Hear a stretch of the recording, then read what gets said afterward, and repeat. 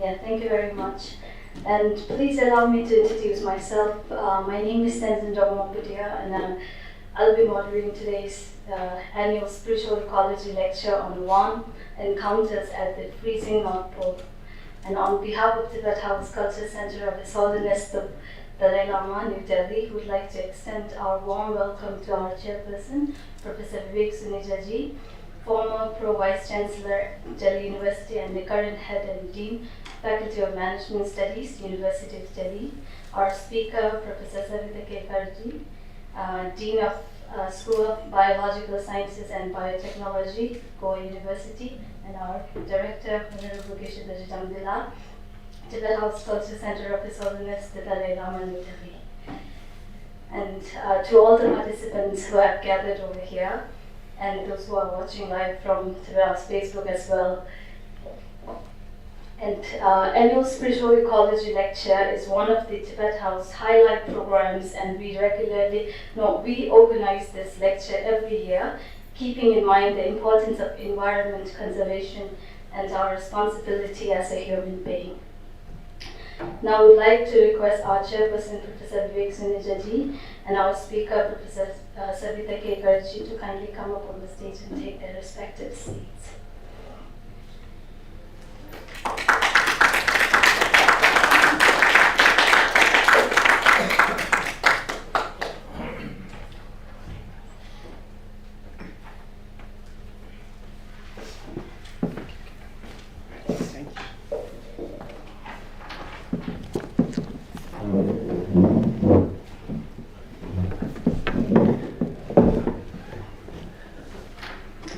Thank you, and now I would like to request Mr. Tenzin Kyabla, Secretary of Tibet House, to kindly introduce Tibet House and its activities.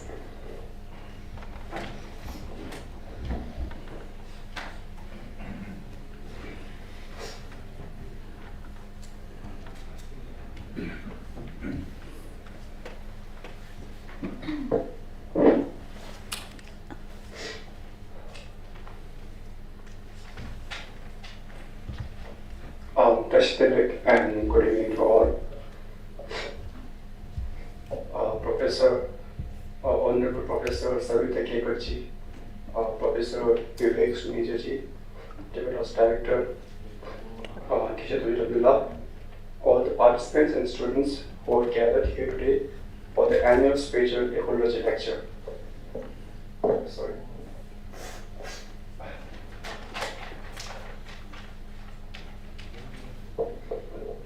To give a brief introduction of Tibet House, Tibet House, Cultural Center of His Holiness the 14th Dalai Lama, New Delhi, was established in 1965 for the purpose of preserving the cultural heritage of Tibet, as well as for providing a center for Tibetan culture and Buddhist studies.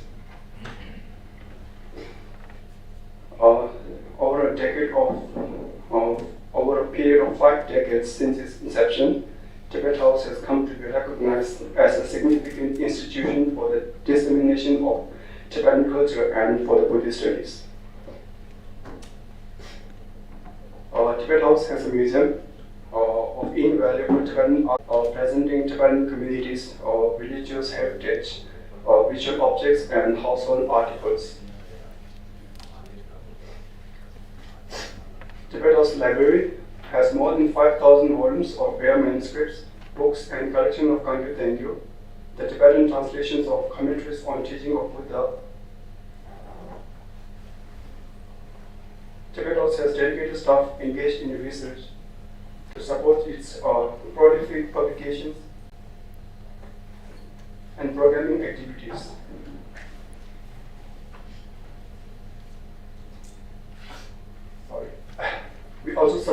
long-term and short-term research of scholars by providing them research scholarships.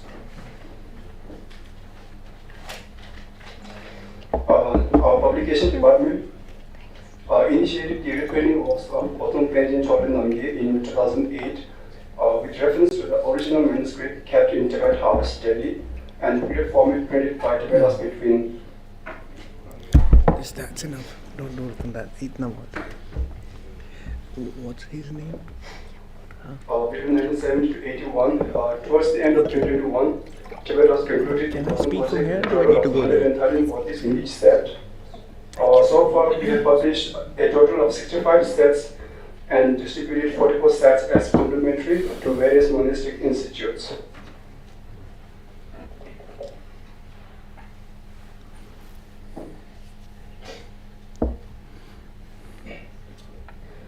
Tibet House regularly organizes special lectures, annual lectures, seminars, conferences, film screening, and exhibitions.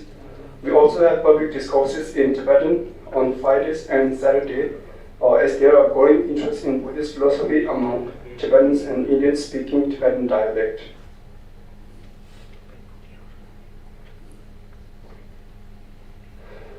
Tibet House also offers certificate courses on Buddhist philosophy, psychology, and Tibetan language. First, the Nalanda courses. The first batch of Nalanda course, the master's course, was launched on 9 December 2016 on the occasion of 51st anniversary of Tibet House in the gracious presence of His Holiness the 14th Dalai Lama, along with Sri Kiran Juji, the former Union State Minister of Home Affairs. The event was held in collaboration with Mains Account at Terra Stadium, and close to 8,000 to 10,000 people attended the event, and that was the start of the first batch of Nalanda Master's course. So far, we have completed one batch of 5-year Nalanda Master's course, 3 batches of the 1-year Nalanda Diploma course, and 1 batch of 2-month Nalanda Certificate course. On 2nd October 2022, we started with the second batch of Nalanda Master's course after the successful completion of first batch. So we have about 2,800 people from around 80 countries across all these courses. We have recently opened the registration for the 4th batch of Nalanda Diploma course, and the classes will start from 8 March 2023. As for the Tibetan language course, to meet the needs of the aspirants, there are 4 levels of learning: beginner, intermediate, advanced, and proficiency.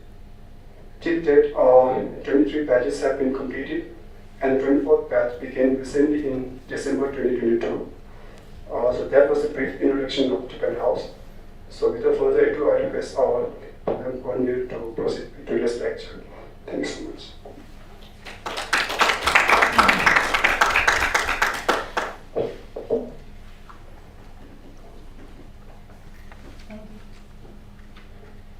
Thank you, Fingerbla. And now I would like to request Professor Vivek Sunitha to kindly lead the session, please.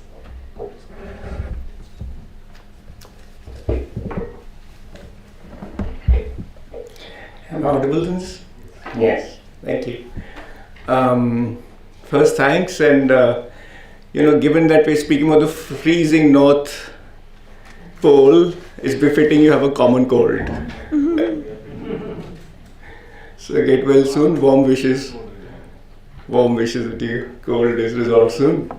Thank you to Tibet House, to Geshe, Doji, Abdul for organizing this very important, this lecture series itself, and I'll probably say a few words about that before I introduce today's speaker. Thank you, Doji and Tibet House, for organizing this and for all of you to put this together. Above all, thanks all of you to come here. This is the spiritual ecology lecture. And I'll be wondering what spiritual ecology means, and I'll speculate on that. There's material ecology, all right? Right? This interdependent world. What do we mean by spiritual ecology? Also, when I looked at the topic, warm encounters at the freezing North Pole, the first thing that struck me was cold encounters on the warming planet. Most of our encounters today, I'm talking about encounters human to sentient beings, are often cold and polarizing. They are not warm-hearted. And that perhaps explains why the North Pole is getting warmer. If our encounters are warmer and less polarizing, more harmonious, we may consume the planet less.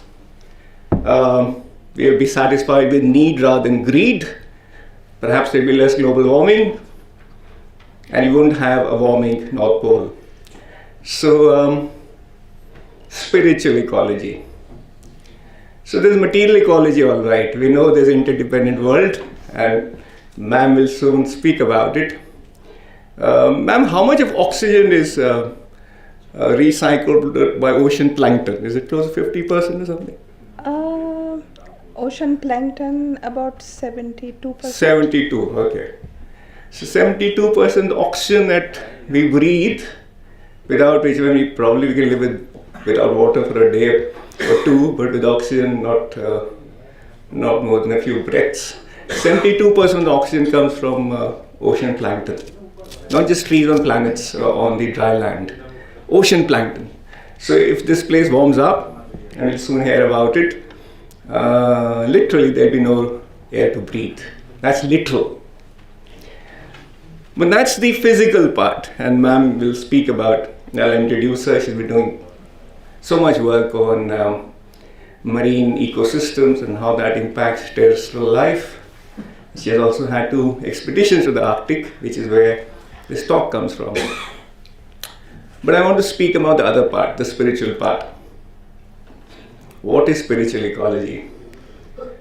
So perhaps then, and I now move into territory which with Doji sitting there is rather treacherous. I'm an amateur at all this. But nevertheless, what is the spirit?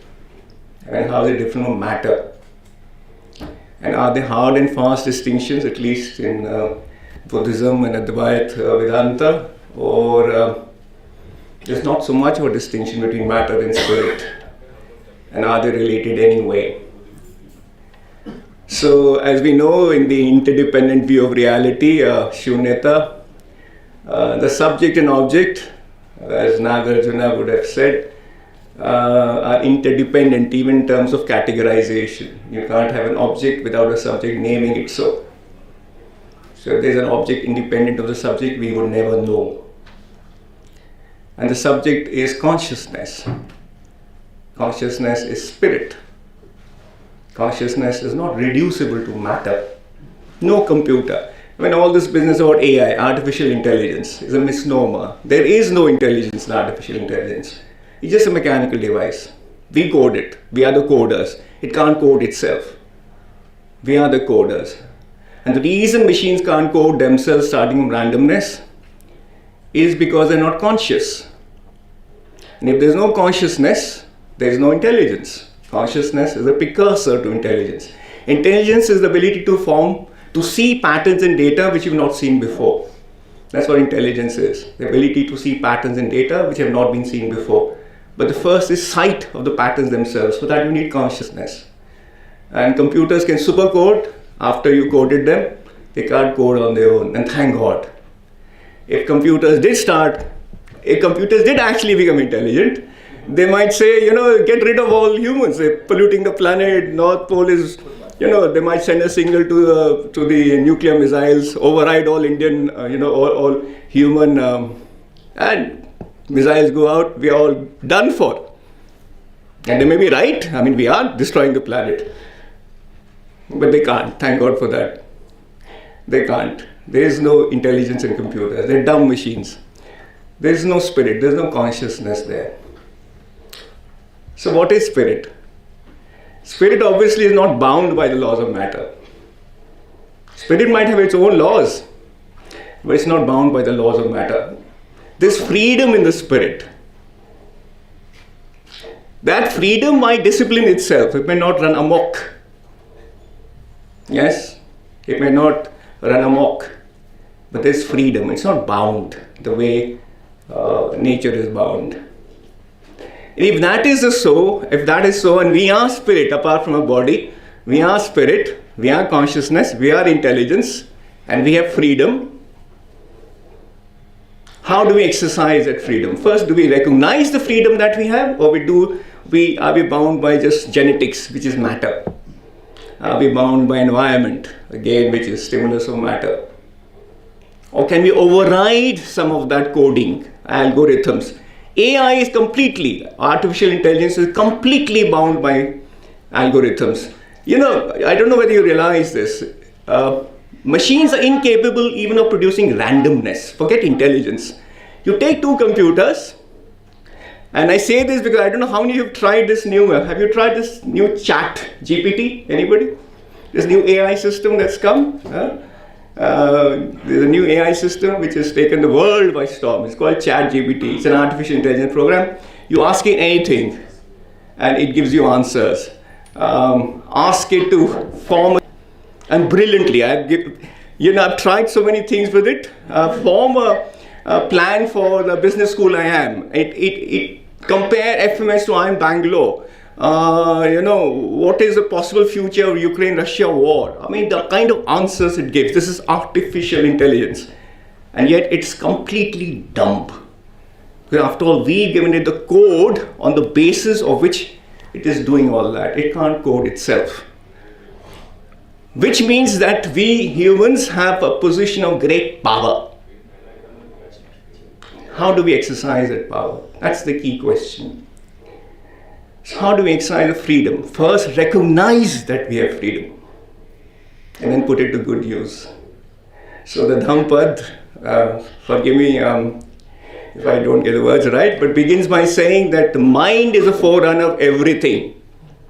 The mind is a forerunner of everything. If you think and work on the basis of a wholesome mind, happiness follows.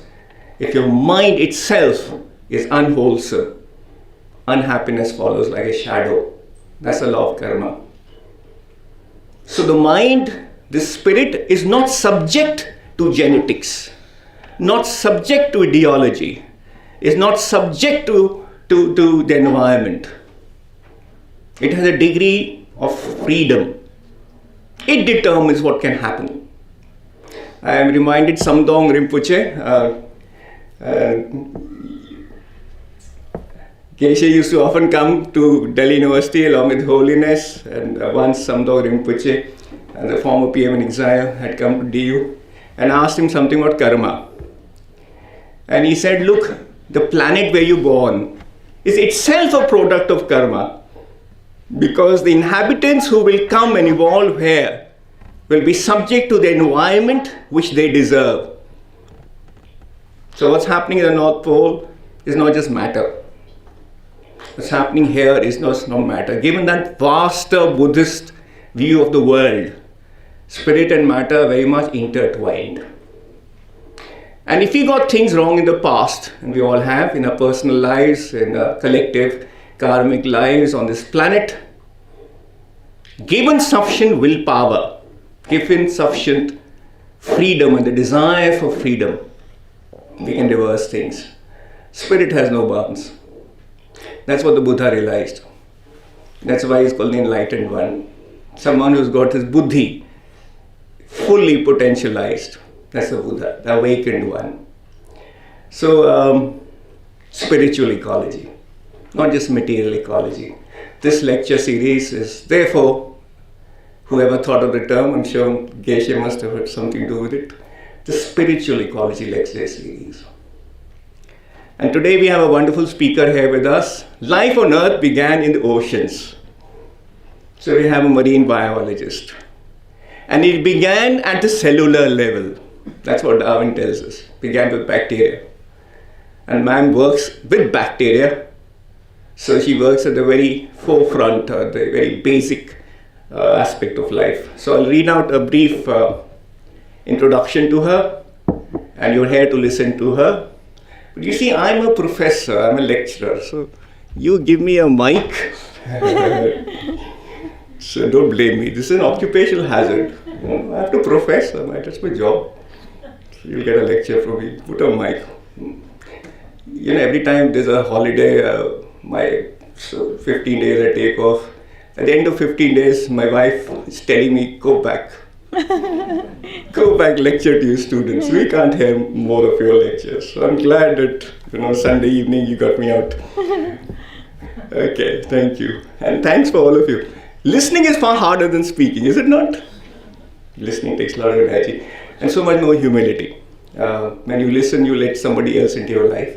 So I thank you all for coming here on Sunday to listen to us. But of course, you're not here for me. You're here for Professor Savita Karkar, rightly so. She's a senior professor and Dean of School of Biological Sciences or Biotechnology in Goa University. And we all love to go to Goa. She lives there. She's lived there for 33 years. Good karma, ma'am. She's a marine microbiologist and works with hypersaline aerobes and anaerobes from the salt pans and mangrove ecosystems and estuaries of Goa and their biotechnological applications. She has worked with hypersaline bacteria for the last 30 years and established their potential role as bioemulsifiers, used them in bioremediation heavy metals, production of nanoparticles, probiotics in shrimp aquaculture, biofertilizers in Kazan lands and other applications. She also asserts the importance of consuming local Goan salt at home due to its great nutritional value and antibiotic properties. She also works with psychrophilic bacteria from the Arctic. She has written over 40 research publications in reviewed international national journals and published book chapters. She has successfully completed 3 projects from the Council of Scientific Industrial Research and 1 from the Ministry of Earth Sciences and 1 DBT project from DST Goa.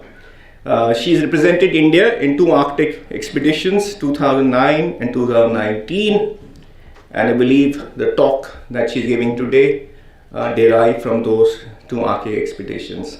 So I really look forward, ma'am, to warm encounters at the freezing North Pole. Thank you. Professor Karkar.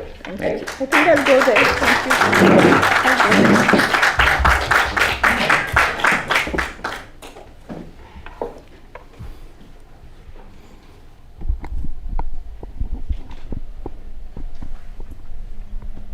This is okay. Okay. Oops, it's here.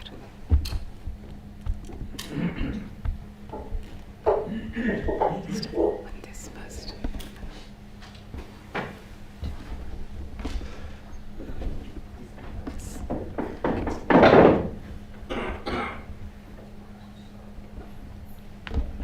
It's a green. Okay. So thank you for the introduction, Professor Vivek Suneja, and thank you very much for inviting me here. I would like to thank Geshe Dorji Damdul from the Tibet House, and anything associated with Dalai Lama is very close to my heart, His Holiness. So I love to come here. I mean, I had a very busy schedule because we have a program of visiting research professors in Goa University. So there are 3 professors in Goa who have come for that program. But I just took a break for 1 day because it was a Sunday. So tomorrow I'm going back to work. So thank you all for coming here and gracing my talk here. And this was a wonderful experience for me, and I wish that all of you could also go to the Arctic. It's a very unique experience, and I was always scared that being a woman, you shouldn't go and apply for a project. But I like to break rules, and I said, why not? Let's see what happens. So I was the first Goan to apply for a project for the Arctic. That is in 2009. And then I went again in 2019 because I wanted to see the difference between 2009 and 19. There's a little greenish, this color, I think. Okay, just because it's all blue, and suddenly when it's green, it looks a bit jaundiced. So the third Arctic expedition was in 2009, and it started from the 14th of June to 18th of July. So it was 1 month, 4 to 5 days, which I spent, and this is what it looked like. So you can see the pictures very carefully, because you can see the snow and the difference between 2009 and 19. So this is in the 13th Arctic expedition in 2019, and you can see how the snow and the glaciers have melted. You can see a brown coloration there, see, unlike this, which was covered with snow and glaciers. So this is the team I went with, because my visa came a bit late. So 4 of us who were selected were from Kerala, and there was one student also this time in 2019. But there was another group who was going to the 80-degree north expedition. So the expedition which I went to was 79 degrees north. This is 1 degree closer. So I met all of them in Bombay, and we went together, and they were going in a ship. So it was more tedious, but it was exciting. So we went up to Svalbard together, and then I went on another flight alone.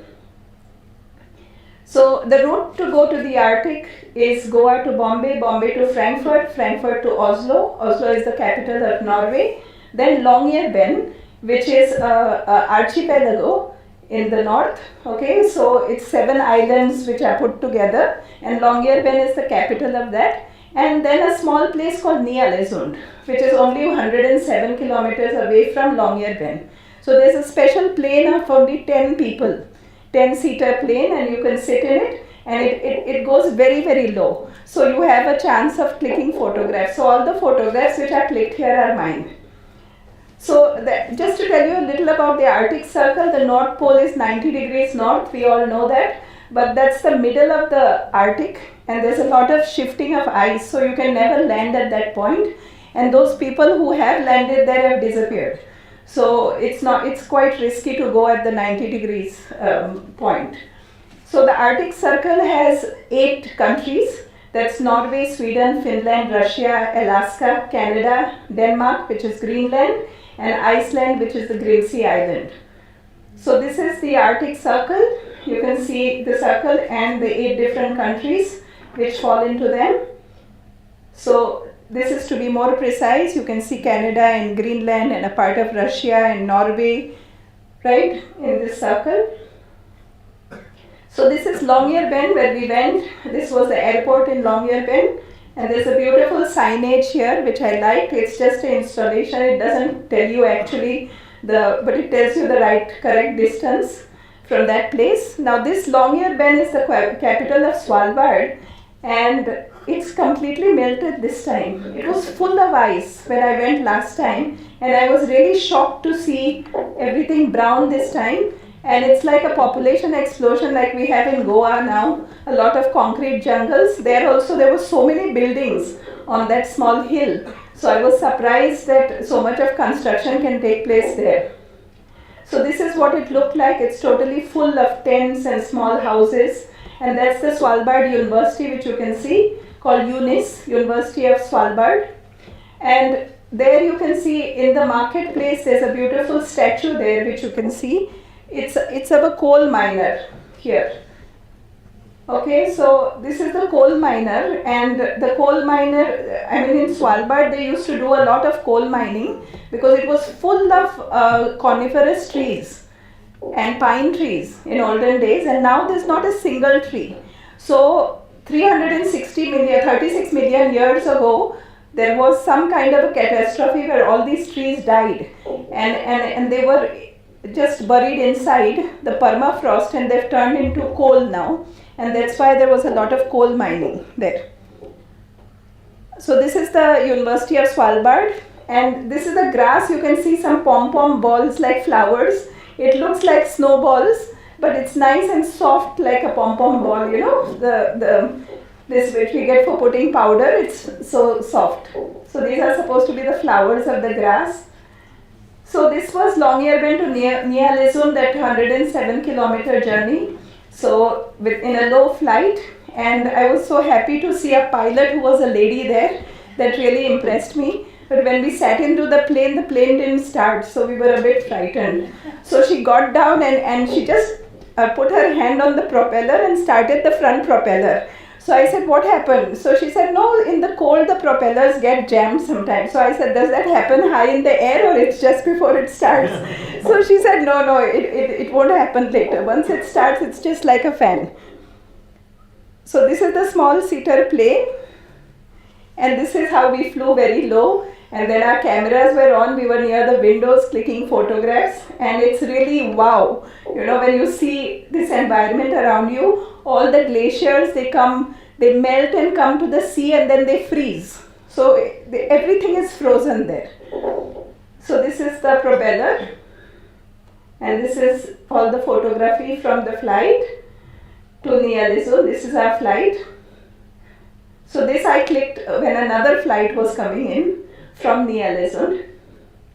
And this is Himadri. So when I reached Himadri, your hair stands up on your body because you feel so warm there. You've come so far away, and then India has a house in the Arctic, which you feel so much, warm about. So this is one of the warm encounters also, that you feel so warm to be in a place, in a home away from home.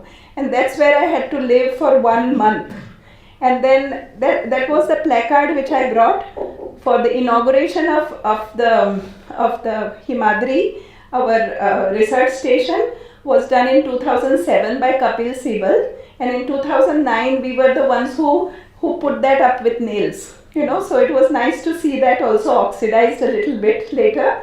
And this was supposed to be an old school in olden days.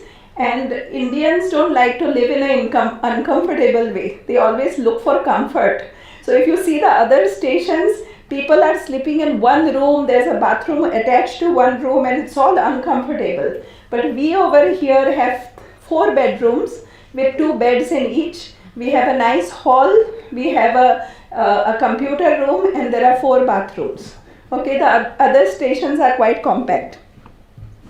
So this is my team. I had to go there alone because my visa came late, and then all the other members of the team came to greet me, welcome me. So these are my colleagues, Ramaswamy, who was from Kerala, and then we had Shailesh Pednekar from NCPOR. NCPOR is National Center for Ocean Polar Research, which is an institute in Goa, where they select project proposals, and that's how you get selected to go to the Arctic. So there are 11 people in the committee, and then they choose the proposals. And then we have Rohit Srivastav, who was also from NCPOR, and then 2 students had come this time, and that's Shantanu from ISRO. So we also saw a film about the what is that? The spaceship which went up. So it was during that time also. So this is Himadri, completely barren, So it was really a shock for me. So this is how it was in 2009. By the time your feet went into the snow, you had to pull your foot up and then pull your foot down again and then pull the other foot up.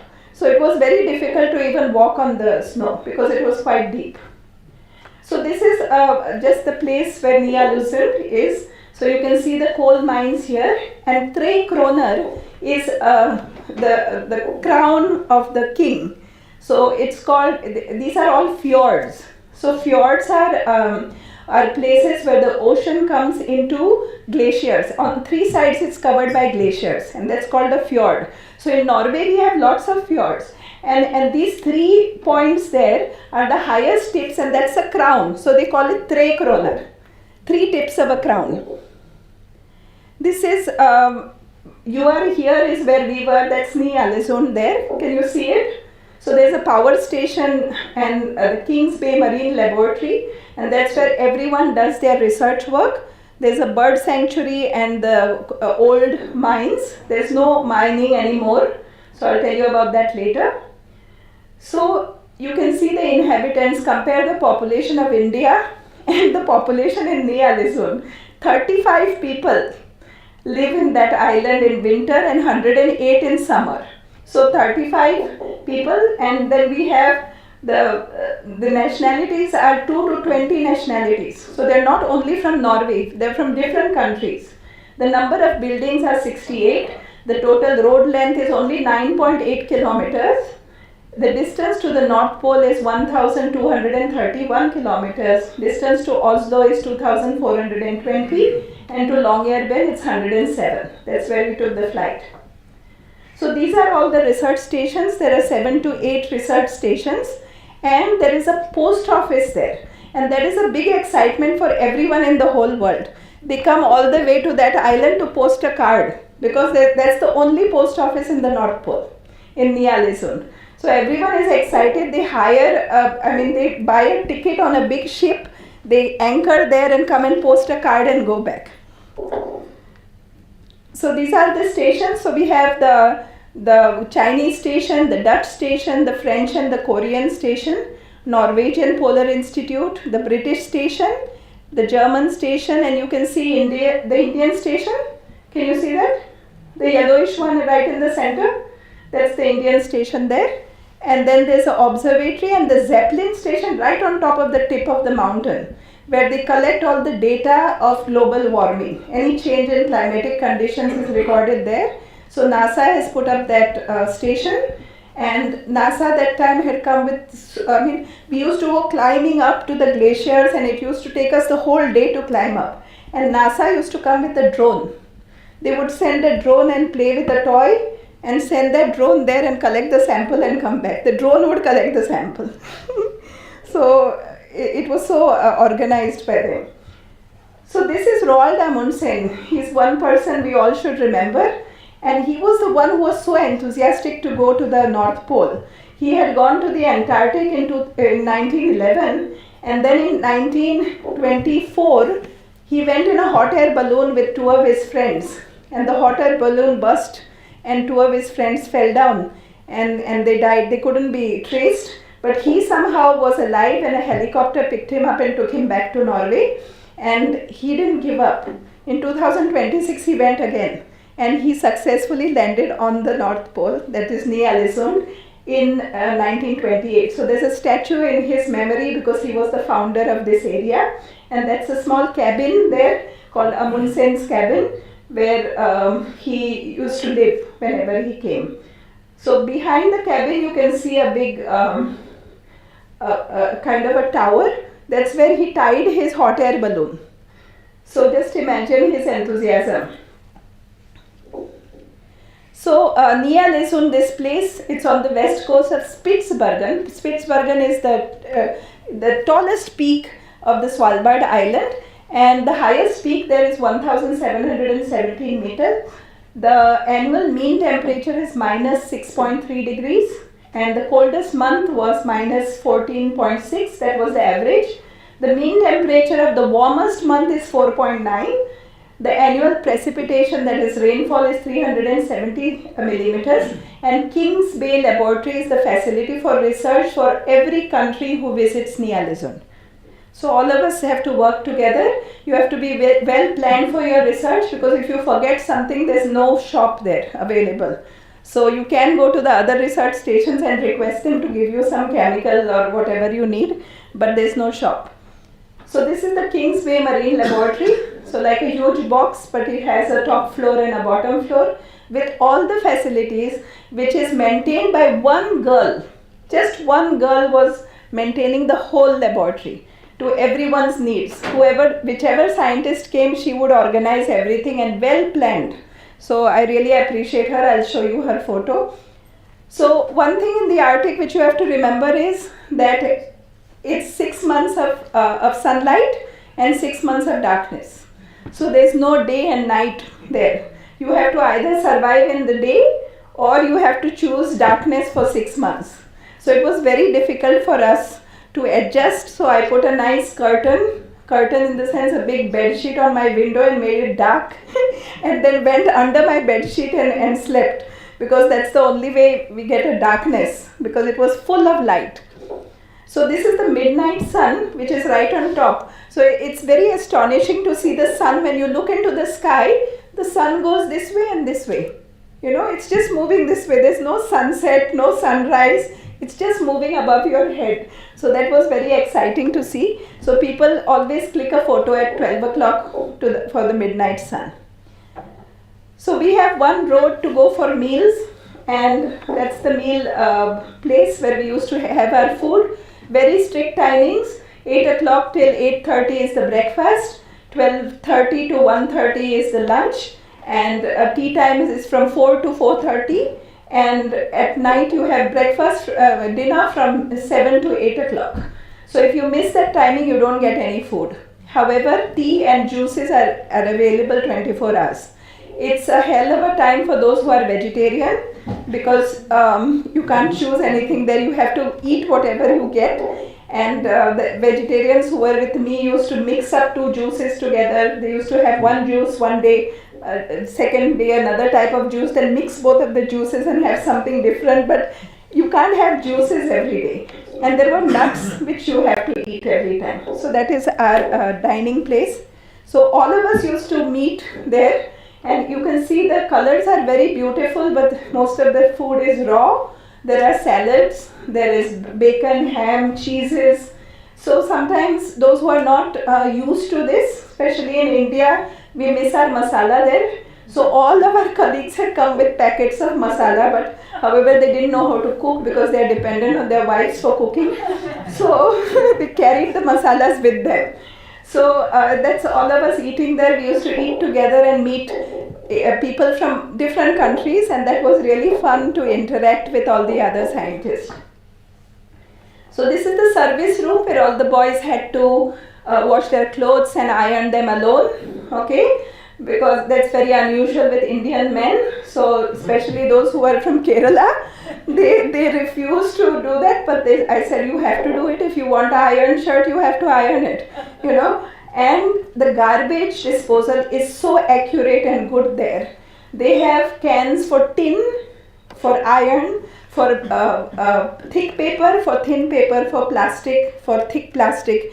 So you have to segregate your waste. So I used to always cover up for the Indian station and segregate our waste, because they announce it in the whole campus that Indian station has not disposed the waste properly, So I didn't want that comment to come. So I used to take care of all my colleagues and say, let's sort it out before we go to the service room. So this pipe which you see over here is for the rifle. You have to have a rifle training course within 1 month of your arrival in the Arctic. That's the first time I held a gun in my hand. I'm a Ahimsa person. I've never held a gun, neither I've given my children a gun as a present or as a toy. But there it was compulsory, because if a polar bear comes and stands in front of you, he's so huge. I don't think I would be able to shoot at him. I would just, look at him, because I was really interested to see a polar bear. And in 2009, I didn't see a polar bear. So I came back very, disturbed that I didn't see a polar bear. So when I went in 2019, I said, I have to meet a polar bear. I'll tell you the next part later. So these are barnacle geese. So these are geese which are very interesting. I brought this photo because the parents both take care of the children when they are crossing the road. The children are kept in between the mother and father, okay? And both of them are very alert, because we have the Arctic fox. He's like a small doggy which is brown in color in the summer and completely white like snow in the winter. So you can't see him crawling towards the barnacle geese. And the barnacle geese have a good family planning. In 2009, they had 2 babies each. But in 2019, I saw 4 to 5 babies, each barnacle geese. So I think they were dying with the heat, so they produced more babies. That's what I presume. But a study which has been done in Ny-Ålesund by the Norwegian people is that they tag their legs, and these birds fly for 362 days after the summer gets over in the Arctic, and fly to the Antarctic for that summer. So in the summer in the Arctic, they're continuously eating 24 hours. They're eating and eating and eating and eating. And the babies also. Then they shed their fur and become like a diseased hen, like you see them without fur, and then the fur comes back. Once the fur comes back, they start flying to the South Pole. So that's how their system is. So these are the geese, you can see them. So this is the Arctic fox. So in the summer it looks brown and white in color, and in the winter it's completely white. So this is a glaucous seagull, you can see them. The seagulls and the birds are very, very strong. They are not at all frightened of human beings. They'll come and attack you at any time. And why they attack you is because there are no trees to lay their eggs. So they lay their eggs in the snow. So if you're walking near that path, they'll come and peck at you. And there's one more bird called the Arctic tern. So there was a Bengali scientist with us, and he used to love to disturb the birds. I told him, don't disturb the birds when you are walking, because they also have their freedom to live in that place. We are disturbing their life actually by coming there. So he used to go and touch their eggs. So I said, one day you'll have an attack on you. So he said, no, the birds won't attack me. I said, they will. So Arctic tern came and pecked on his head and then shit on his face. And the shit is so hot that he got burnt. So that's how we learned that, when the bird shit, it's hot. There's such a high temperature given out that you get burnt. And then he said, give me a handkerchief, give me a cloth.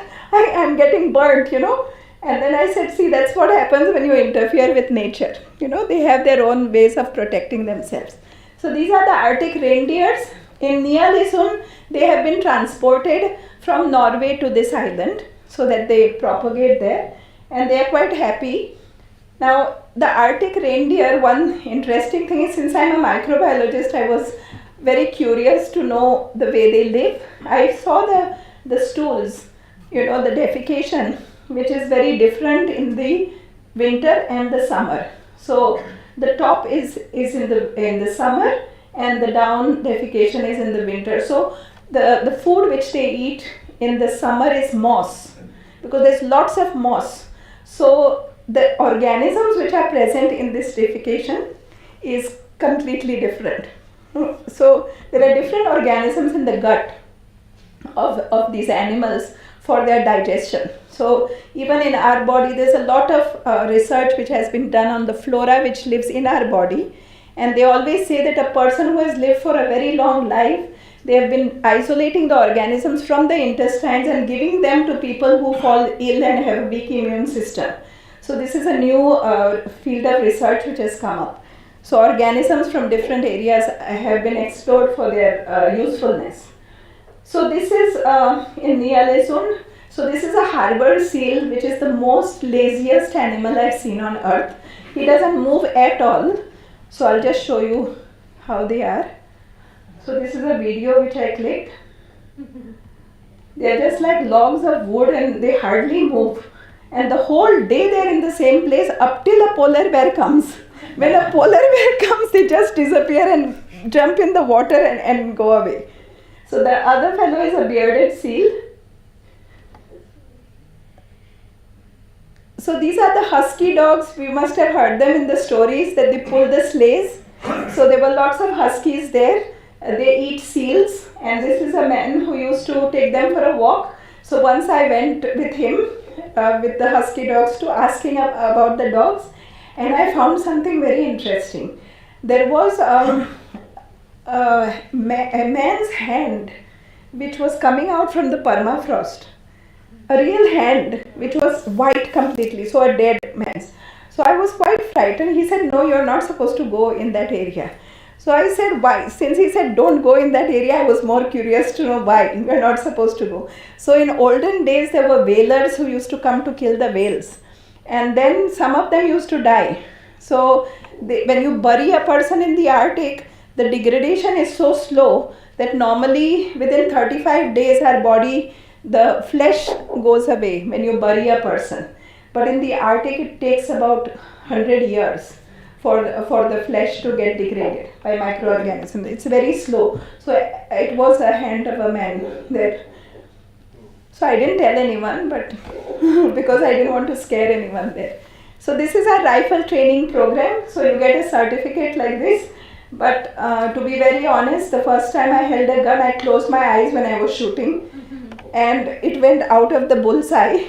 So I told my colleagues, I think when we see a polar bear, you all should come with me. You do the shooting and I'll run away.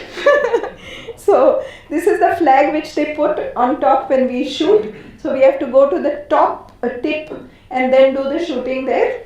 So there's a well-trained teacher who teaches us how to shoot. So he's the man who taught us. So I had a rifle training program with Guy and Sergio. Guy was from Germany and Sergio was from Spain. So we three did the course together. This is the post office, the only post office on the top of the world. That's in Nializun. So I also posted a letter to my daughter from there, and I got it 6 months after I came back. She received it. And okay, so that's the flag there when someone is shooting. So it's very interesting, even the gun, when they give it to you.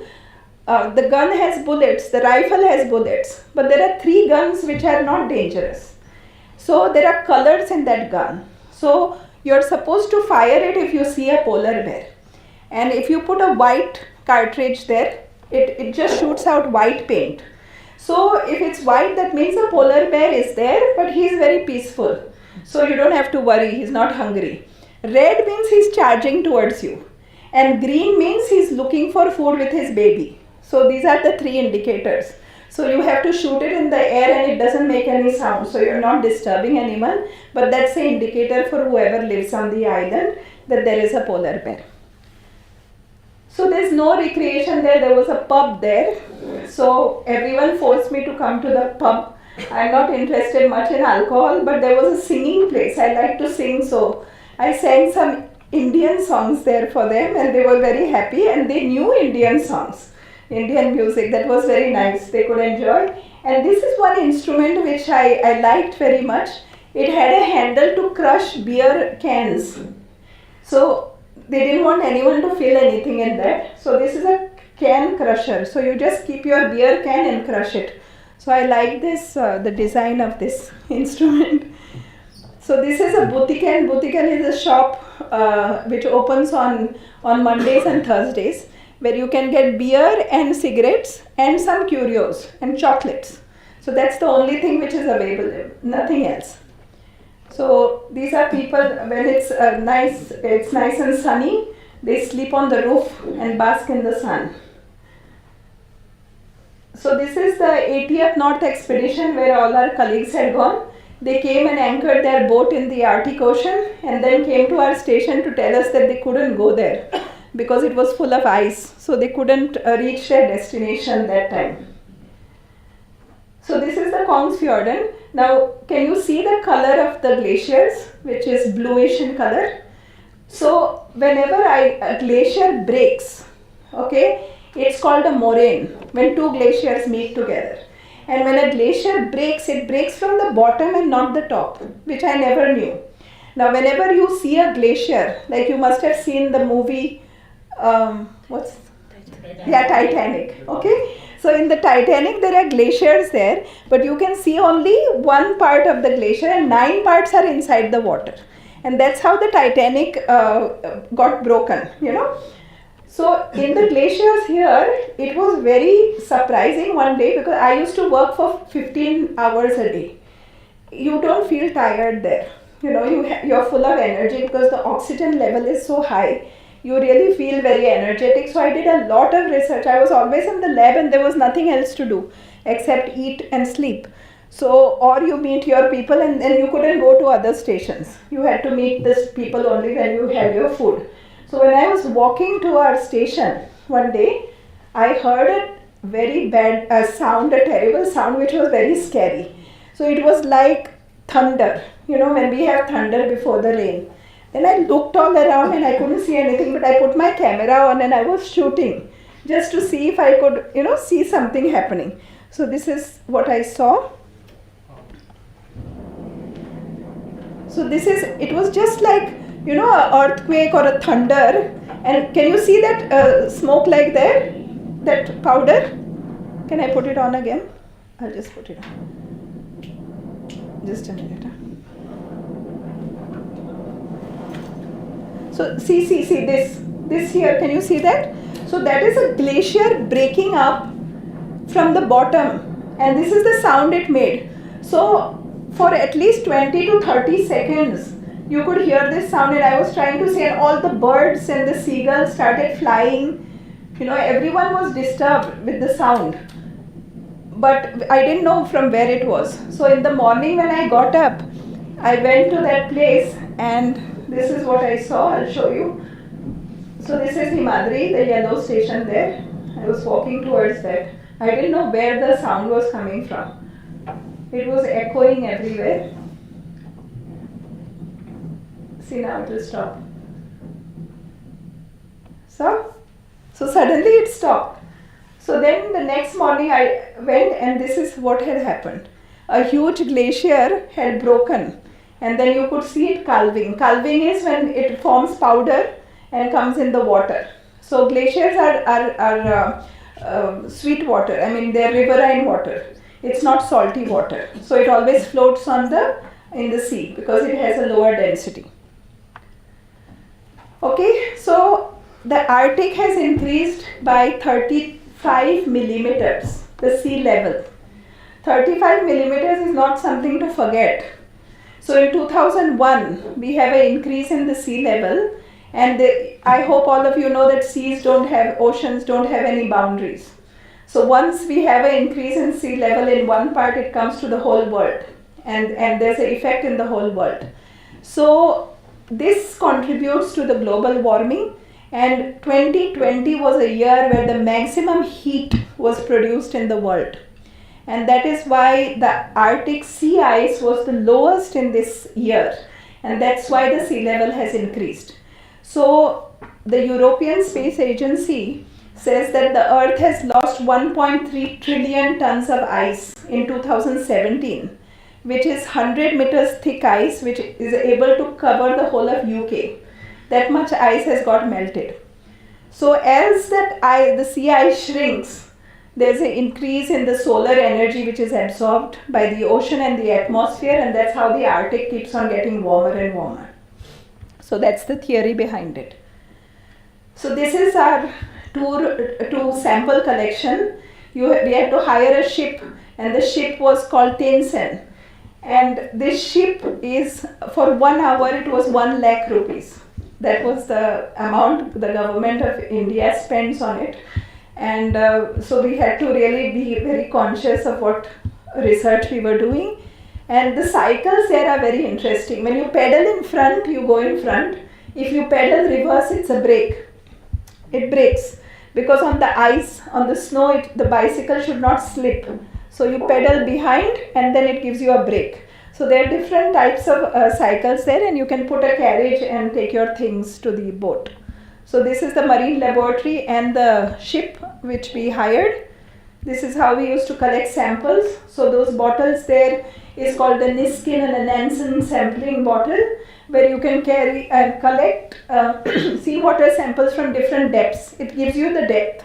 So this one man, Paul, who was there, was managing the ship, cleaning the ship, collecting specimens for us, releasing the grab. The other instrument you see is a grab. The mouth opens like this and collects the sediment sample from the bottom and then brings it up. And this is what you see you can see different types of animals. This is a brittle star, which you see there. Okay, so this is all of us on the ship. So when you go on the ship and go into the open waters, you get seasick. It's not a very happy feeling, but the second time I went, I gave Avomin to all my colleagues, so we didn't have that, we didn't feel it that much.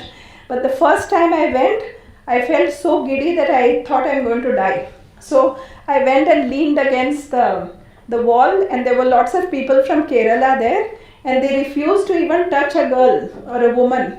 I was such an old woman in the sense, much more elderly than them, but even if you're fainting, they would never come close. They would let you fall down. But the man who was driving the ship came and held me on the neck like a mother cat holds the baby, and pulled me from one place and just dumped me in the front of the ship. And he said, there the effect is very less, so you won't faint there. And then I recovered on my own. later. So it's nice. So these are the tipsy moments. I called it tipsy moments because all of us were feeling very seasick. This is the Kongsfjorden. There are lots of seals and walruses here, but they were not photogenic. The moment they saw our ship coming, they just ran away they jumped into the water. So this is the water. So you can see. So this is just the effect from our ship. You can see the sun, the light of the sun in the ocean, in the Arctic Ocean also. So the landscape is so beautiful.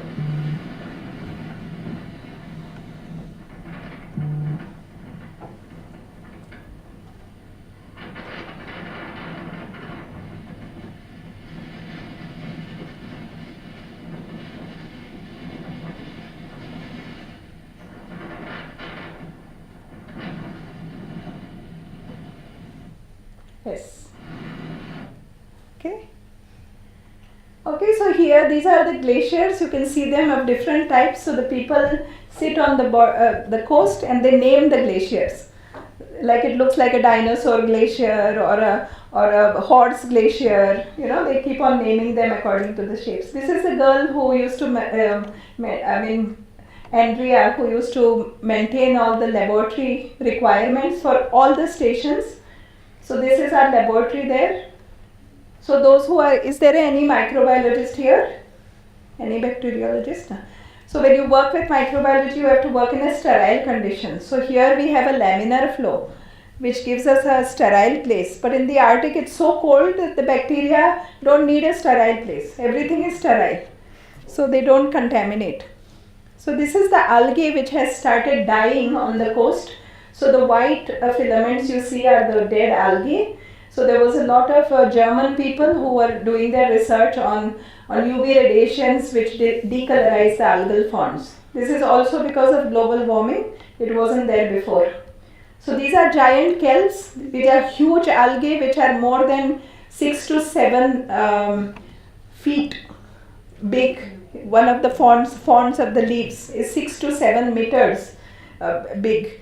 And then it has this kind of a stalk which is attached to the deep sea, and then they form a jungle in the sea. So that's a different ecosystem and an environment for different animals to thrive on. So here this is a chef. There was an ocean-wide big ship which used to come with people to visit this island, and he knew that there was a Goan in the ship, and he came to know our names. So he came to our Indian station with a big jar of lamb, shakoti. In Goa we have shakoti, which is made with coconut, roasted coconut and masala. And it was smelling in all the stations. Whenever you bring something in a cold climate, the smell just spreads everywhere. And with that, the next year polar bear came with that smell. So I was very happy. I really sent him a message that thank you for the lamb because you attracted a polar bear. So we didn't know what to do with it because you cannot cook in your station. So I took special permission and brought some flour, and I said I'll make some parathas. So there was no kneading pin table, nothing. So I said I have to use a coral. I had some pipes, by which we take microbial samples. It's just like a PVC pipe. So I used that as a pin, rolling pin, and used the table, and I made parathas with that lamb, and all of us enjoyed it. We called the other people from the station also. So this is the permafrost. What is permafrost is when the glaciers melt and whatever earth is left there, it's called the permafrost. Okay? And when the glaciers melt, the water comes down. It's fresh water from the mountains, and you get different types of flowers which bloom at different levels of the slope of the glaciers. So there was a girl who I met. She was Dr. Roslyn, and she used to work in Goa in a lab, and I saw her and I recognized her. So it was such a surprise that you go to the North Pole and you meet someone whom you know. So I went and called her to our station, and then she told me about her research work. She was an atmospheric scientist, and I said, let's do something together. and I was exploring flowers too for a compound called limonene. All of us use limonene in our daily, every day. It's a lemony colored flavor which you have, fragrance, which you either have in your soaps or detergents or cleaning agents or vim powder, that limonene, it's called limonene. So this limonene is a very important compound because it's an anti-cancer compound, and it's degraded by microorganisms to give you different types of fragrances which are used in perfumes. So this was my project. So I explored the different flowers for limonene production. So these are the flowers. This is the other scientist jar where she collects gases from the environment. So this is a place where you can go alone and collect samples. So the boat is just like a bag. You put your feet in it and zip it on, and then take it and row it to the waters and then collect your sample. Only your hands are free, otherwise you freeze. So this was my project. I was telling you about limonene. So this is a monoterpene compound, and when it gets degraded by microorganisms, it produces different fragrances and odors. So these are the odors: carviol, peryl alcohol, terpenol. And these are the different flowers which I collected, and I explored them for these compounds. So you can see these flowers are so tiny. They look very big here, but they are very tiny. You have to see them even with a lens sometimes in the mud, So this is the statue of Roald Amundsen and his cabin.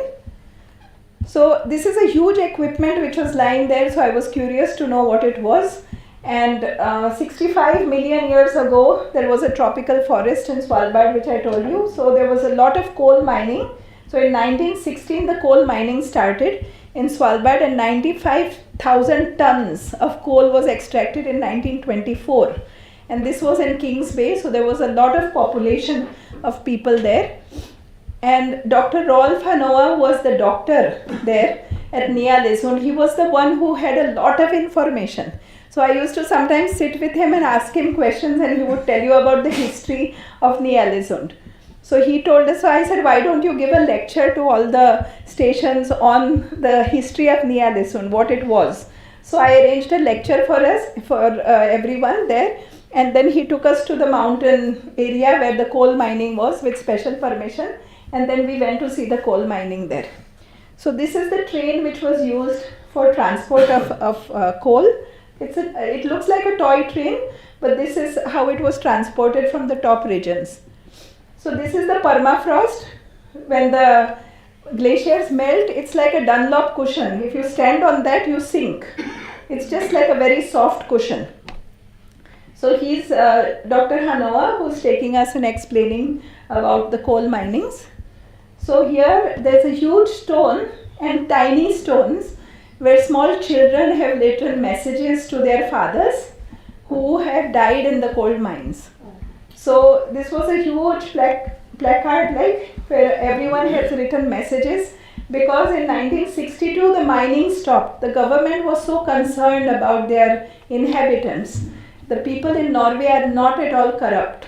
You can trust them. The highest degree of no corruption is in Norway. You keep your money on the table, nobody will take it even for 20 days. Nobody will touch it. I had kept my cap in 2009. I got it back in 2019. It was just kept in the kitchen area. You're supposed to remove your coat and cap and hang it there. It was right there.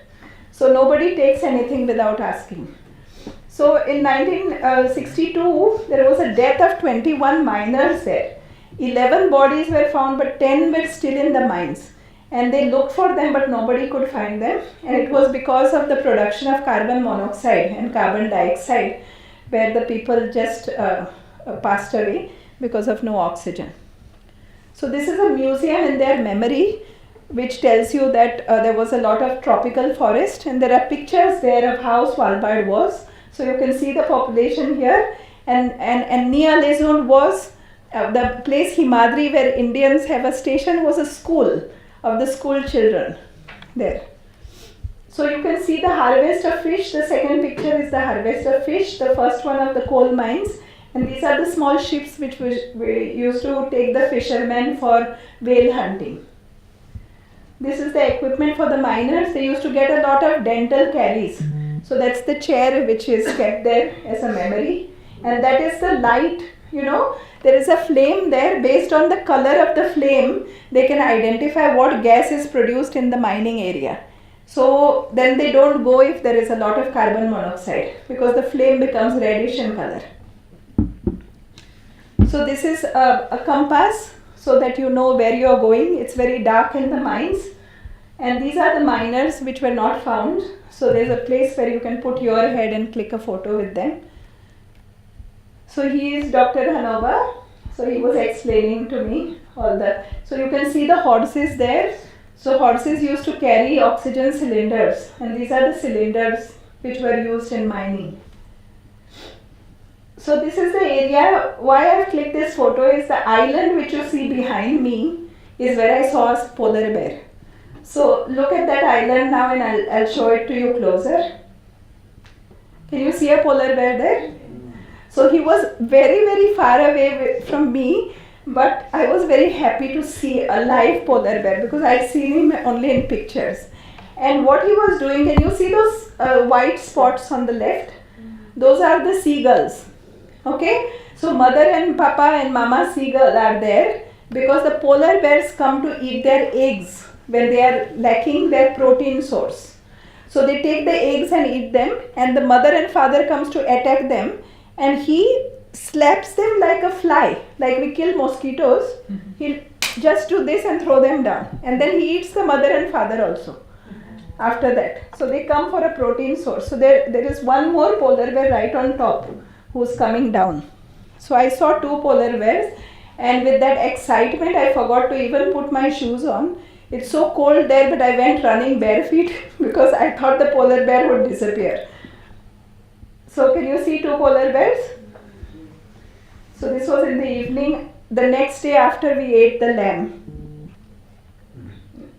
So this is a small video which I would like you to see. Polar bear's fur is not white. The fur is actually transparent. It consists of two layers of transparent the layers only appear white because the air spaces in each hair scatter all the different layers of light. Underneath this fur, polar bears have black skin. Sunlight can penetrate the bear's transparent fur and reach its black skin, which absorbs the sun's heat and warms the bear's body. Polar bears are excellent swimmers. They've evolved to have a narrow skull and a long, flexible neck, which are believed to help streamline their bodies in the water and provide the reach and flexibility they need to bring their noses up for air. Their front paws are large, up to 12 inches wide, flat, and act as paddles as the bears swim and even hunt marine animals while underwater. Additionally, the bears have a 2 to 4 inch layer of fat that helps keep them buoyant and warm as they swim. Polar bears are the largest land carnivore. They may grow up to 8 feet tall and weigh over 1,760 pounds. 800 kilos. Far outweighing the next largest land predator, the Kodiak brown bear, by several hundreds of pounds. This hefty size allows polar bears to hunt large, powerful He's animals eating like a seal. walruses and beluga whales. Because of their tremendous size, polar bears have no natural predators, apart from humans. Polar bears only live in the Arctic. This region includes areas of Russia, Greenland, Norway, and the United States. However, up to 80% of the world's polar bears live in one country, Canada. Polar bears may traverse islands and coastlines, but most of the time, the bears live directly on sea ice that can be found between land masses. However, as climate change is causing sea ice to recede, polar bears are beginning to make their way further inland to find food.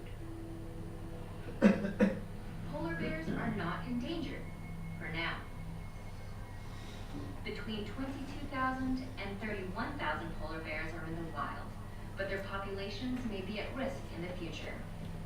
Climate change and rising ocean temperatures are causing sea ice, the polar bears' hunting grounds, to melt more rapidly and for longer periods of time. This may play a role in a projected 30% population decrease by 2050. Life on top of the world comes with many challenges, but with translucent fur, strong swimming capabilities, and considerable body size, polar bears have become well adapted to life in the wintry north. So that's a little video about polar bears. So this is a video which a friend of mine from NASA clicked and he shared it with me. So you can see this. He took a very low helicopter and went to a place. So very short. Hey, come on.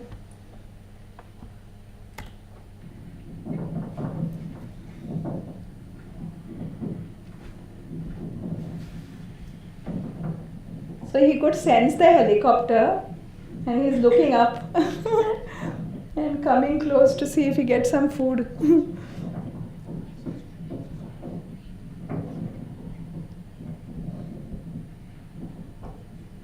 See, he's looking at the helicopter. Yeah, that's it. Okay, now to tell you a little bit of the tribes there. This is just 2 more slides. So we have these tribes which are now no longer existing. So we have the Aleut tribe in Russia and Alaska, then the Yupik in Siberia and Alaska, and the Inuits from Greenland, Canada and Alaska. So those are the ones who live in the igloos, the last one, the Inuit. And last year, that is in 2022, was the last shaman. Shaman was a tribe. So these tribes have died because they used to kill each other. So that the tribe which is dominant only would propagate. So with the killing itself, the whole tribes got extinguished.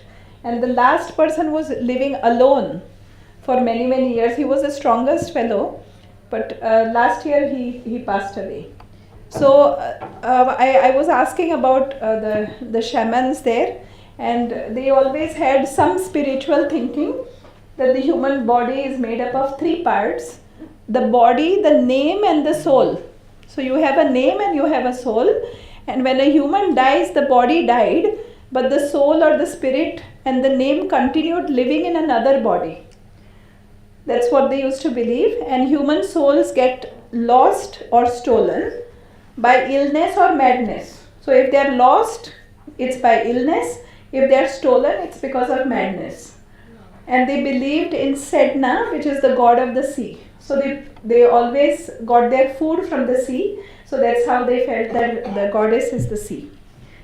And this is the last part where you can see, this is in 1979.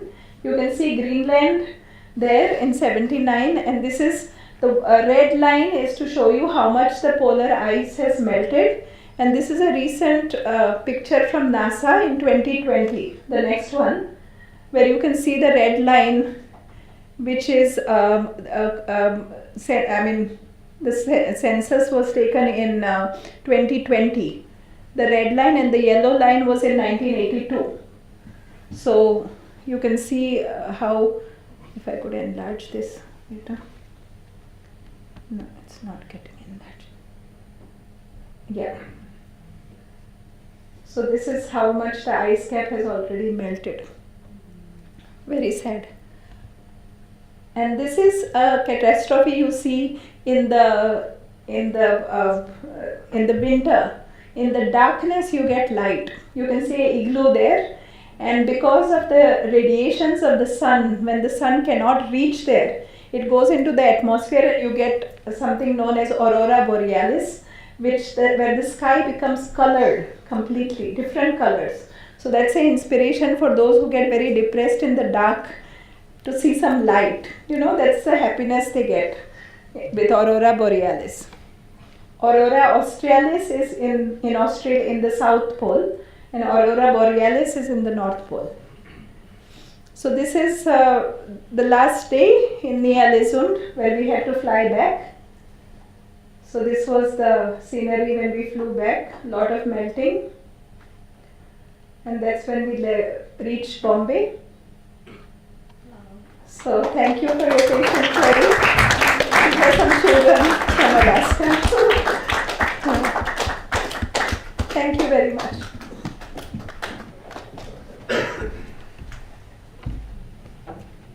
Would you like to take questions from there? Yes, Yeah. sure.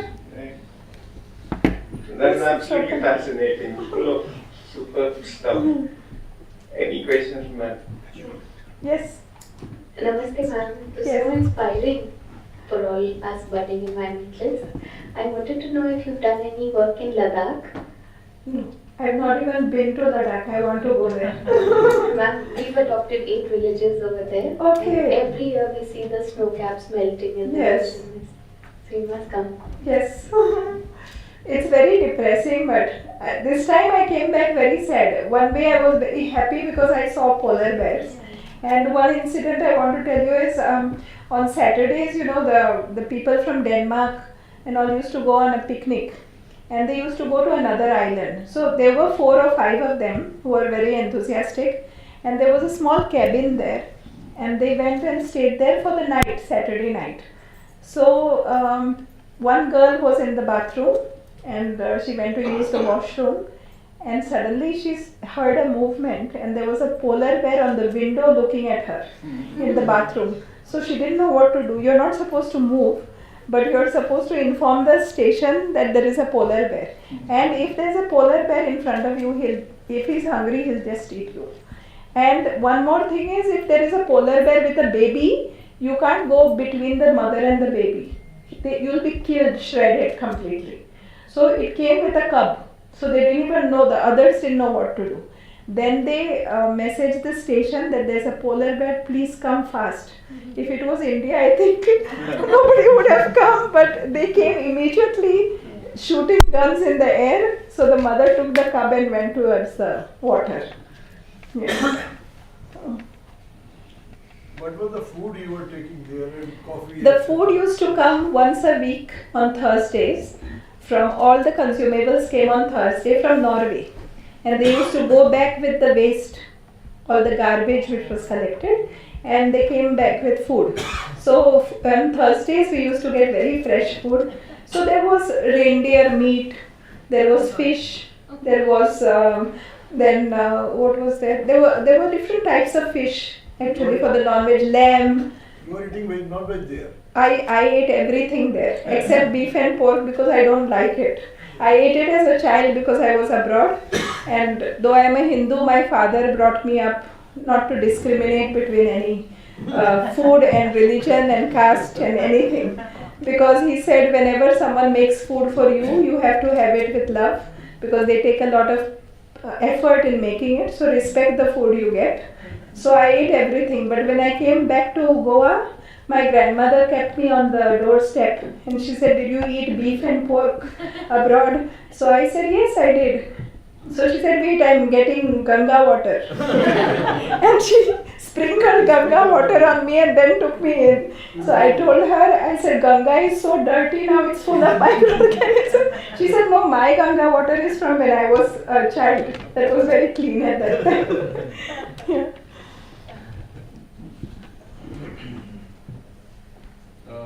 Thanks for your lecture. Very interesting. Thank you. I just a simple question to you. You talk about reindeer. Reindeer. Reindeer, yes. The digestion mechanism about the summer and the winter time. In summer and winter, they eat totally different type of food. Yes. In the winter, they eat the snow and the small plants which are in the snow. So there's no moss at that time. But in the summer season, the full Ny-Ålesund is full of moss. So that's why the microorganisms differ. The microorganisms which digest that specific food, they differ in the stomach. Like if you are a non-vegetarian, you will have a different flora in your stomach compared to a vegetarian. because vegetarian people need more of cellulose degrading organisms, and non-veg require more protein degrading organisms. So that way we have different flora, each one. So now you can even have a DNA fingerprinting. Like we have, each one has a different fingerprint. You can have a fingerprint with your organisms. Now, because those are the organisms which keep you healthy. So when you want to increase your immune system, even for COVID, I also work on common salt. Like Goa, I can guarantee that the salt is very clean. In other places, I don't know. But our waters are clean, and because I test them. And this common salt has about 80 different minerals in it. So during COVID, I gave all my students this salt for gargles. No chemical. None of them got COVID in the hostel. I was the chief warden in the hostel. So those inmates who were there, they all had salt gargles, including me. We were not affected by the first this. I'm not saying that it's something this, but it does prevent. It increases your immune system, and it has a natural flora which is very healthy for your body. So you can sleep with a crystal of Goan salt in your mouth, and your throat gets clear the next morning. You can try it. How does one get hold of this? Huh? How does one get hold of? They sell it in all the salt pens. No, in Delhi, how would one? In Delhi you'll have to order it. I mean, I can see. Yeah. Yeah, but it's good to get fresh salt, yes. My question additional is that these days global era, West people come to East and opposite side. Yes. Everybody they have different, food habit. Yeah, food In habit. that point of view, if people, stay opposite place, then how to maintain the health as human being? You have to eat the food in whichever country you go. Eat the food from that place at that season. It has a significance. Like see in Delhi you have til during now Sankranti season because it's cold. Til gives you heat. So each food has a history behind it. Why we have it in that season. Now with genetic engineering we get everything in the whole season every time, which is not very healthy actually. Though I am a biotechnologist, I don't feel that it's very healthy to eat everything at every time because there's a specific time. And whichever country you go to, they know what nutrition is correct at that time. So have that. You have to be flexible and not closed. That's right. Yes. Ma'am, very quickly, what are cellulose degrading organisms? Cellulose, yes. So any plant material is made up of hemicellulose, cellulose, hemicellulose and pectin. Any plant, whatever vegetable you have. So cellulose is almost 80%. Hemicellulose is what cannot be degraded, so it goes as a fiber in your stools, okay, for defecation. And pectin is something, it can be degraded or not.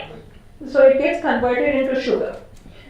So cellulose is the main fiber with hemicellulose, which is there in any plant material. Was there any romance and chemistry because so many males, females and girls, boys must have been there? Romance. Something like that between the people. No. Everyone was research oriented there. So they romanced with the bacteria, with the organisms. At least I romanced with the bacteria there. It was very interesting to see that. I have not seen something like that. I'm not. The romance, there wasn't, but some couples had come from Portugal and Spain for company. He's literally asking Yeah. for warm encounter. He Warm? mentioned a hot encounter when Yes. the bird dropped. Yeah. That is a warm encounter. With the polar bear was a warm encounter.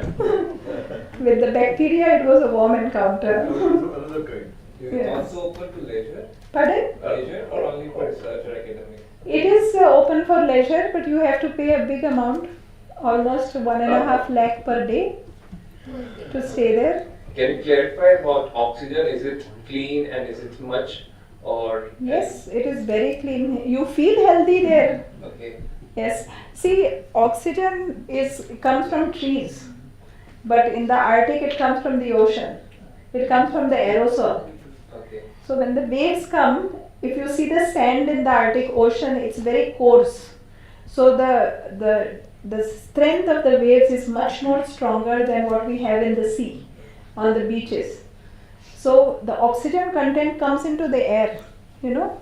So it's very, very healthy. You can feel it. Like I felt Delhi, I felt a bit in delirium when I came to the airport itself. But when I go to Goa, I can smell the air and I know it's Goa, you know.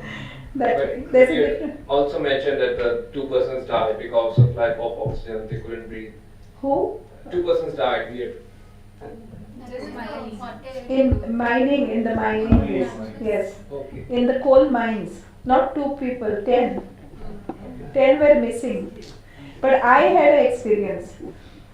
I was very tired when I was, but lots of people are, you know, they are frightened of death. My mother always used to tell me, living and death is 2 things which we have to accept in our life. So good and bad.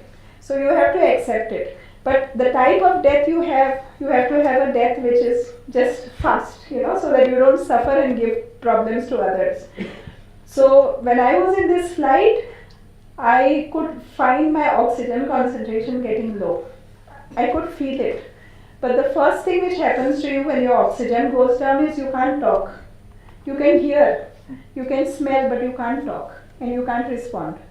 So actually when this was happening, I told my colleague who was with me, I said, I'm not feeling well, can you please call the air hostess? That's all I said, and after that I couldn't talk. But this was a very old German woman. When she saw my face, she saw my lips getting blue completely, and immediately she went and got an oxygen cylinder. The moment she put that, I could feel my life coming back from death. It was such a difference, you know. So this happens when the pressure changes when you go to Is it some- usual to Passengers. Pardon? This will be happening to all passengers? No, it doesn't. Is it The others didn't get that problem. I would like to say 3-4 sentences, madam, here. Yes, yes. Your talk is full of many surprises. It was an eye-opener in many ways.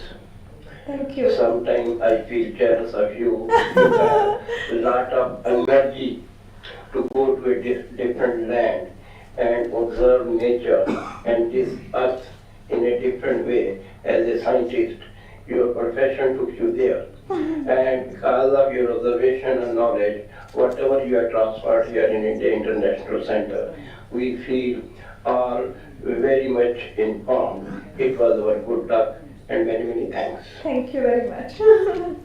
Thank you.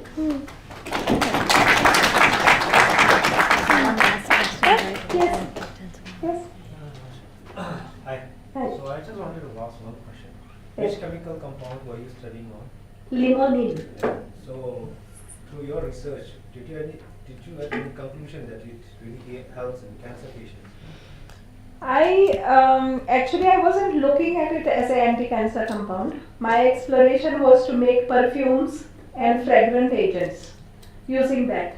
So the bacteria which I isolated degrade limonene and give that other compound called cavilol. So it also has a lemony flavor. So you can use that in creams and detergents and paste and lots of things. So can you explain about any mechanism of action of that compound on cancer? The mechanism of action. So it deals with malignancy. In cancer, we have a growth of cells which is like there's a loss of contact inhibition, it's called. Whenever our cells grow, they grow in one layer. But in cancer, what happens is one cell piles up on the other cell, and then you get a mass formation. So that's called tumors. Okay? So when that mass forms, this agent prevents the mass formation. It prevents one cell growing upon the other. So that's how it's a preventive measure. So once a cancer is in the advanced stage, it will not act. But in the initial stage, it does as a chemotherapeutic agent. Has it any involvement in the cell cycle? Pardon? Has it any action on It will cell have, cycle? no? Of course it will. So It will directly have action in the cell cycle. if it's true, then can you elaborate on which phase of the cell cycle? I haven't studied that. It's not my field. Yes. A cancer biologist would be able to. You would get it in Google as well because limonene is a known compound as an anti-cancer agent. Any more? Yeah. Just last. Yes. Is there any nodal agency with its website so that people can refer to if plan to visit Arctic or Yes, explore? yes. In Norway, there are ships. This ocean-wide person who goes, he takes people from different countries, European countries, to the Arctic. Handled by Norway government. Pardon?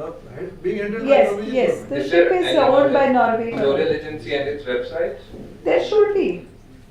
I didn't look for it at all because I didn't need to, but there are ships which go. I have some friends who have been to Nialison, but the only thing is you can't enter the stations.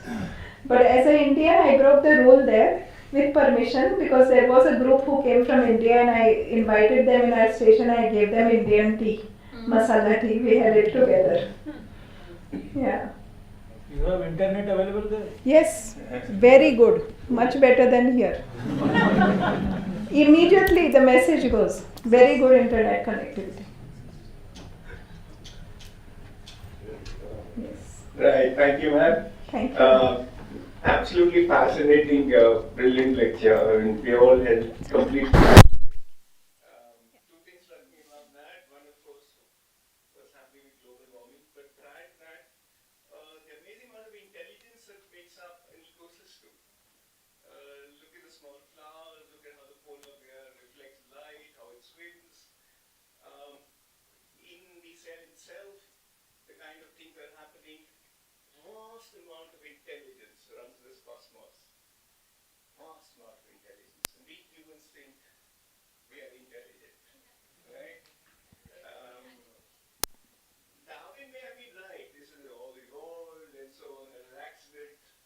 But even accident has led to amazing intelligence. Assuming accident has led to intelligence. I sometimes doubt it. Sometimes I don't believe that the Brahma created it or it was Noah's Ark. And I sometimes work. So, be as that may, however this evolved, who knows? The creation hymn of the Rigveda says, perhaps whoever created this, if anybody created this, and Buddhism believes that there's no creator. But whatever happened, the amazing thing is there is this vast intelligence. And we creatures, whose brains have now evolved from those animals, are we going to forget all those animals from where we came, which are our family? They are our ancestors, our grandparents. That's where we came from. Are we going to forget? We often do prayers for our grandparents. There are many festivals. Well, all these animals are grandparents. All these birds and trees and the seas is where they were born as bacteria. So let's take care of our grandparents. Let's not get selfish. And let's leave something for the future generations so they can also enjoy polar bears. So, ma'am, thank you so much. Absolutely brilliant. And thank you for Tibet House for bringing, Tibet House brings such wonderful people, such events together. I congratulate the entire team and may His Holiness, all his vision and mission succeed in all the diverse ways that this is manifested. Thank you. Thank you, ma'am. Yes. Thank you, all of you. Thanks to all of you for your patient hearing, and thanks a lot to Tibet House and the whole team who's been coordinating with me. And thank you to Geshila for inviting me here so that I could interact with all of you. Thanks a lot and welcome to Goa. Take my email ID. I will love to have you all in Goa and Goa University. Yes. Thank you. Thank you very much, and thank you very much for today's speaker, Professor Ecology, and our chairperson, Professor Ecology. And now we came to the end of the session, and before I conclude, I would like to thank especially to the speaker that to empower, especially to the women, to going there and showing the fact that women can also go there, and sharing your knowledge and experience is also wonderful for us, and what our participants have learned on this path as well. And now now I would like to request our Director Venerable Bishop from Gujarat to kindly present the souvenir to our chairperson and our speaker.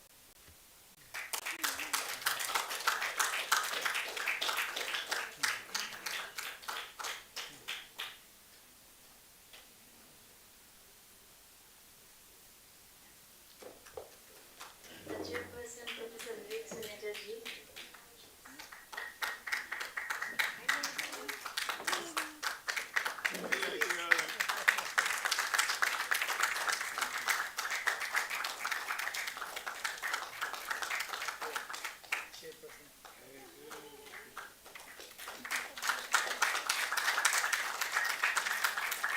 Professor Sanjit ji.